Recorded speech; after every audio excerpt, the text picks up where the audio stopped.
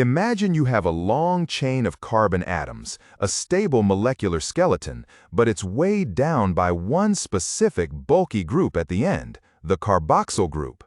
It's a carbon atom double bonded to one oxygen and single bonded to another.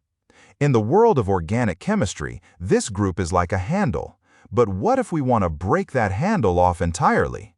This process is called decarboxylation, and when we do it, we aren't just rearranging atoms, we are literally exhaling a molecule of CO2 to transform a complex acid into a simple alkane. Let's look at the players in this reaction. On one side, we have a carboxylic acid, or more commonly, it's sodium salt, like sodium ethanoate. On the other side, we have our secret weapon, soda lime. Now, if you look at the name soda lime, it sounds like a refreshing drink, but it's actually a caustic mixture of sodium hydroxide and calcium oxide. Notice how we represent this over the reaction arrow. While sodium hydroxide is the primary reactant, the calcium oxide is there as a silent partner, keeping the mixture porous and dry so the reaction can happen efficiently at high temperatures. As we heat this mixture, let's visualize what's happening at the molecular level. Focus your attention on that bond connecting the alkyl group, the carbon chain, to the carboxyl carbon. This is the bond we're about to snap. Under the intense heat, the sodium hydroxide attacks. The carboxyl group is effectively plucked away. But where do the pieces go?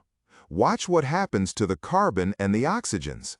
They don't just vanish, they rearrange themselves to pair up with the soda lime, forming a stable byproduct, sodium carbonate. Think of it as the molecular rubbish left behind after the construction is finished.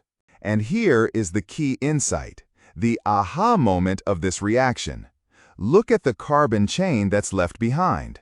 It has lost one carbon atom. If we started with a 2-carbon chain like sodium ethanoate, we end up with a 1-carbon gas, methane. We've effectively shortened the carbon skeleton. Notice the elegance here. By removing a single carbon in the form of carbon dioxide, we've shifted the entire identity of the molecule. We've gone from a solid salt to a flammable, energetic gas. But why do we use soda lime instead of just pure sodium hydroxide? If you used pure caustic soda, it would absorb moisture from the air and turn into a sticky, syrupy mess that would eat through your glass test tube before the reaction even finished. The calcium oxide acts like a structural scaffold, keeping everything solid and accessible. So, the next time you see a carboxylic acid, don't just see a static structure. See it as a chain with a removable link.